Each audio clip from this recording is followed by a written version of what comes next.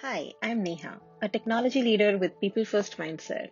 And here I give you a closer, more personal look at my days, my thoughts, and my life. I live in Chicago with my small little family, which consists of my husband, Samir, my daughter, Sana, and we have a little dog, Mia. We moved to Chicago about 11 years ago from India. When in India, we were predominantly in the western part of India, and by profession, I am a technology leader. I work at a large energy company into solution architecture. I currently manage a team of quite a few solution architects, and we are evolving the digital landscape for this energy company, and it's pretty exciting work. I love my work. I thrive at work. I know many people suffer from Sunday blues, Monday blues. Well, I just don't. I just don't suffer from any of that. I really, really enjoy my work. Did I always enjoy my work? No, I don't think so. I got here slowly and steadily. It was a journey, and I learned a lot on the way. I didn't always have it easy in life growing up. I grew up in a very, very loving home, but with really complex childhood in many ways. Someday I'll tell you all about that, but I am genuinely grateful for all of those experiences that I had at a young age growing up, and then which I continued to have in terms of hardships or perceived hardships, even well into adulthood. And I'm grateful for them because I do believe that everything that has happened in my life thus far has not happened to me, but happened for me. I do feel there was a reason why those things happened. There were lessons that I learned on the way, and it really helped me grow and evolve as a person. And even this attitude that I am having today, where I can think of my experiences in such a positive light, I'd be lying if I'd said that, this attitude came naturally as well. It did not. I've put in a lot of work, uh, a lot of very intentional work into this over the years, and I still continue to have bad days when I am really sad and desperate and feel hopeless. But I have more good days than bad days. I've reached a place today where I feel happy about where I'm at least most of the time. And I'd really like to share with you today what exactly I do to feel motivated, to keep going in this positive manner with my life. So, first off, I've built a really strong positive relationship with myself, and that includes continuous self talk. It is not uncommon for people to find me standing in front of a mirror, and instead of fixing my hair or something, I am actually looking myself in the eye and mumbling something to myself in really low voice. I am talking to myself. And I shy away when people notice me doing that because it is super private to me. But uh, I am just mentioning it here because that's the level of self talk I'm engaged in at all times. Anytime I hear something, I read something in a book, I am talking to myself about it, trying to make more sense out of it, trying to connect the dots of something I heard today with something I had heard a few days back. So a lot of my self-talk is very analytical, but it is what helps me gain a lot of clarity and really filter out noise and stay focused on the things that matter to me. I do think this strong positive relationship that I have with myself is one of the biggest things that I use as a tool to motivate myself. I have also created some systems for myself over time. Some systems that I have put in place to revalidate the decisions that I'm making on a daily basis, and to help my, evolve my decision making capabilities, because I do believe that our life is a series of choices that we make over time. And I want to be very conscious of the reasons why I'm making the choices that I am making, right? So, for example, when I make a decision, or when I am shying away from making a decision or taking a bold step, I have a habit of asking myself, is this decision coming from a place of fear? Where is this decision coming from? What is motivating this decision? Is it fear, or is it something else, right? And whenever I think that the reason for me to make a decision or avoid making a decision or avoid taking a certain step is fear, I try to push myself outside of my comfort zone. Like, for example, my daughter has wanted a dog for a really long time, and I was very scared of dogs. And so I kept saying no, no, no. Until one day I said, well, what is the reason I'm saying no? The whole world knows and believes that having a pet, living with a pet, is an experience that is secondary to none. The love that you experience from a pet is so unconditional and so important to cherish. And I want my daughter to have that in her life. And the only reason I keep saying no is because I'm scared. And that is just not a good reason. And so we went ahead and we have a dog today. Was I scared of it at first? Yes. I took about 6 months to let it come near me. But now we are inseparable. I think it is more my dog than my daughter or my husband's dog now.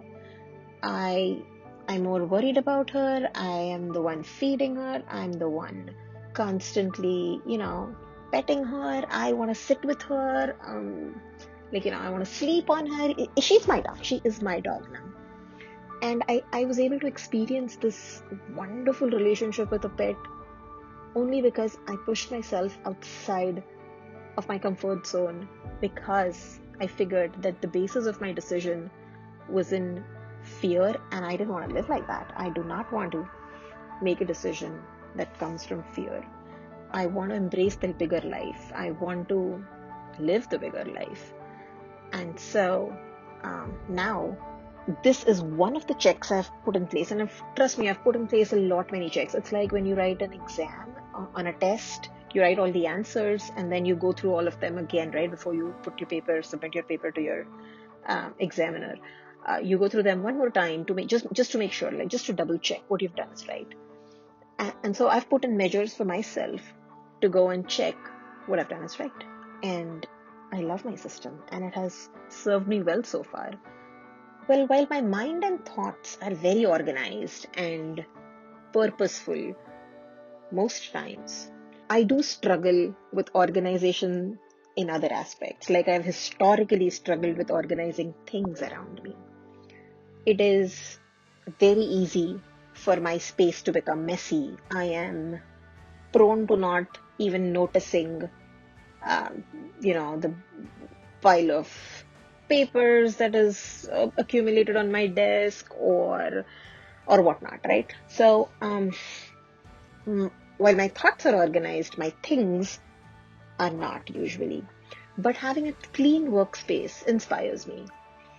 So many times when I'm feeling really unmotivated, and I take a step back to kind of have a moment and think about what can I do in this moment to feel better, to, get back in the grind. I look around, and most often I find my space a little cluttered. And taking 10 minutes, like putting a 10-minute timer to clear the place, first of all, declutter it, remove, make it look neat and tidy, and then maybe put a nice candle, or, just just make the space very nice and welcoming. That sometimes is just enough to, help me click back into action. And so Another thing I remind myself of is outer order leads to inner calm. And sometimes when you're feeling, like disturbed and overwhelmed inside, uh, it helps to take a step back and just clean the outside. And somehow that tends to spark in me a feeling of calm and control on the inside as well. It puts me in a better mood. It sort of is like a restart, and I love doing that. I also believe very strongly in energy exchange in the world. Like some people, when you're around them, when you speak with them, when you're just in their presence, you feel uplifted. It's just because their energy is so positive. And of course, there is the other side of the spectrum, that sometimes some people, some things just tend to drain you. And I have been mindful of what the energy in a room feels like for me, or energy around certain people feel like to me. And over time, I have created what I call my circle of upliftment, which is a few people that I approach, or I, go to when I need that external energy in my life, that uh, motivation, that spark. It resets whatever I'm stuck in, you know. So there are a few people that I will reach out to, even for a casual chat, if possible, meet them, call them over the phone, quickly have a Zoom call, whatever it is, right? But a quick casual conversation with one of these uplifting people sometimes helps me so much to move to a different state of mind and feel the renewed energy to, you know, keep moving forward. I also believe in manifestation. I know it's a commonly used word these days. Its popularity is growing over time, but I really, really do believe in it. Um, of course, I feel it has to be coupled with action and effort for it to really work.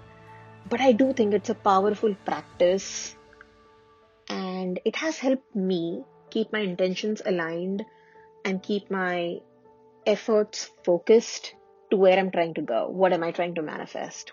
What is my goal here? It keeps me grounded and focused. And so sometimes when I'm in a lull and not feeling motivated, I listen to the audiobook called The Secret. There's also a documentary on Netflix about that. But, audiobook is like my style of better consuming content like that. Or if I'm in a light mood and I don't want something heavy to listen or receive, and there is a movie which is called The Secret, Dare to Dream, which is a light rom-com kind of a family-friendly movie with kids. It's something really light that I go back to, I see it, it entertains me, but it also strongly reminds me of the power I have within me just through manifestation. How I can choose what I want, put it out there, and the universe is here to help me get it.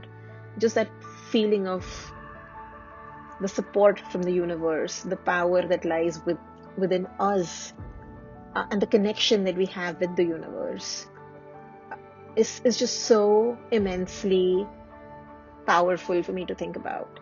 And so I often use manifestation and principles of manifestation as a way to motivate myself. And finally, uh, there is a Hindu scripture called the Bhagavad Gita. It is a book that is widely known in the West as well today. And one of the things in the Bhagavad Gita is something I always remind myself of, which is called Karma Yoga, which means to focus on karma. And by karma, really, what we mean is, outcomes are often out of our control. There are various factors that play to create a certain outcome. So, if we are focused on the outcome, it is not very helpful because we have limited control on it. But what we do have control on and what we can use as a tool to exert some influence on the outcome is effort, action, right? And Karma Yoga teaches us to be focused on effort and action in the present moment, not dwelling on something that happened in the past or worries and anxieties for the future, but to live in this moment and stay in the flow of doing, the flow of performing whatever needs to happen now. And just sometimes reminding myself of that, right? That focus on the action, Neha. Think about what it is that you can do right now. Don't get bogged down by so many things ahead of you. Just one step at a time. What is it that we can do now? And let's focus on that one little part. And just keeping my focus on my karma yoga sometimes helps me so much to continue to feel motivated. Thank you so much for listening to me today. Let's stay connected. Subscribe to my YouTube channel, and you can also follow me on Instagram and LinkedIn. Love and gratitude all around. Always.